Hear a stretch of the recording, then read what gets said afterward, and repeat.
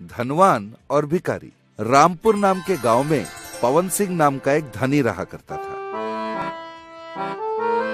वो पैसे तो बहुत कमाता था पर बहुत कंजूस था। किसी को कोई मदद नहीं करता था। ऊपर से वो सूद का व्यापार करता था और लोगों का खून चूसता था। उसी गांव में जंगन्ना नाम का एक बूढ़ा आदमी रहता था। वो एक भिखारी था।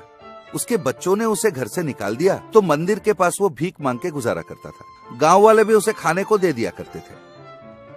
एक दिन जंगन्ना, बाबा 2 पैसे दे दो ना बाबा, भगवान तुम्हारा भला करेगा बाबा, 2 पैसे दे दो बाबा, वो भीख मांग रहा था। पवन सिंह ने कहा, क्यों रे, तेरे को शर्म नहीं आती, भीख मांगता है? अरे काम करके खाना, सुबह सुबह मनुष्य शक्ल लेके चला आता है। जंगन्ना ने कहा, बाबूजी मेरे बच्चों ने मुझे निकाल दिया, बीमारी मुझे अंदर से खाई जा रही है, 2-4 दिन का मेहमान हूँ बाबूजी, मुझ बूढ़े में काम करने का ताकत कहाँ, कुछ तो मुझ पे दया करो बाबूजी। पवन सिंह ने कहा, छी छी मनुष्य कहीं का, झूठ पे झूठ बोले जा रहा है, तेरे को 1 पैसा भी नहीं दूंगा मैं। जंगन्ना ने कहा, सेठ जी ऐसे मत बोलिए, मैं झूठ नहीं बोल रहा हूँ, मेरे बात पे विश्वास कीजिए, आपकी चप्पल की रखवाली किया है, कम से कम 1 रुपए तो दे दीजिए, बहुत भूख लगा है, अगले जन्म आपके घर पैदा होऊंगा। पवन सिंह ने कहा, छी छी भिखारी कहीं का, मेरे घर पैदा होगा, बेवकूफ समझ रखा है, चल हट, चप्पल की रखवाली करने तुझसे मैंने कहा था, इसी बहाने 2-4 रुपए ऐंठ लेगा, क्यों? कुछ भी करके रोज का 100 रुपए तो कमाता ही होगा, यानी कि महीने का 3000। बाप रे, अच्छा काम पकड़ा है तूने, फिर कभी मुझसे भीख मत मांगना, समझे? ये कहकर वो चला गया। एक दिन उस इलाके में बड़ा तूफान आया। तेज हवा, जोर की बारिश, गड़गड़ कड़कती बिजली, पूरे इलाका का वातावरण बदल चुका था। 2-3 दिन के बाद भी जोर की बारिश थम नहीं रही थी। इस बीच एक राजदूत, सुनो सुनो गांव वालों सुनो, सारे गांव वाले ध्यान से सुनो, राज संदेश आया है, राजा ने बुलवा भेजा है, ये बारिश इतनी जल्दी नहीं थमेगी, गांव के ऊपर काशी नदी का बांध टूट सकता है, सब अपनी अपनी सामान समेट के निकल जाओ, कोई सुरक्षित स्थान पे चले जाओ। वो चिल्लाता हुआ जा रहा था। राज संदेश सुन के सारे गांव वाले डर गए और अपने अपने बैलगाड़ियों पर, घोड़ों पर जो जिस तरह जा सका वहां से निकल जाने लगे। पवन सिंह भी अपने सारे रुपए, गहने, सोना एक पोटली में बांधा और अपनी बीवी के साथ नदी किनारे पहुंचा। उसी समय वो भिखारी भी वहां पहुंचा।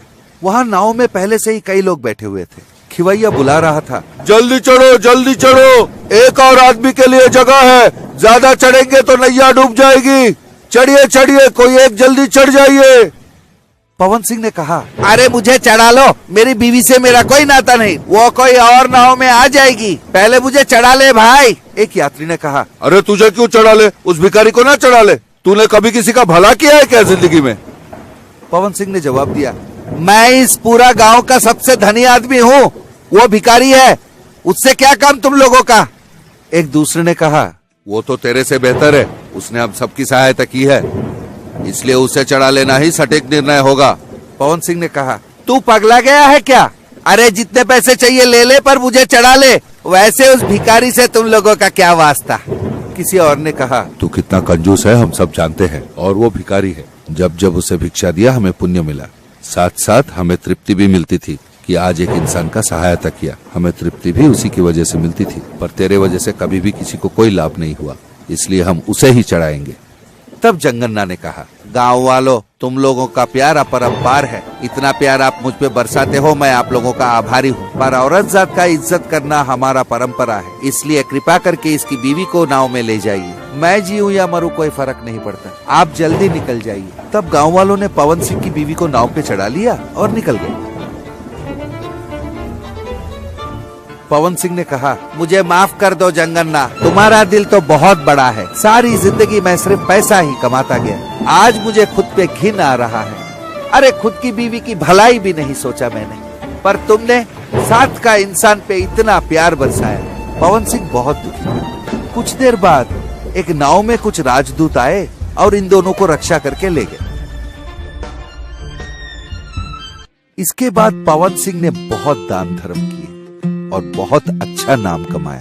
तो बच्चों, हमारी अगर क्षमता हो तो कुछ दान धर्म तो जरूर करना चाहिए। अच्छी लगी कहानी?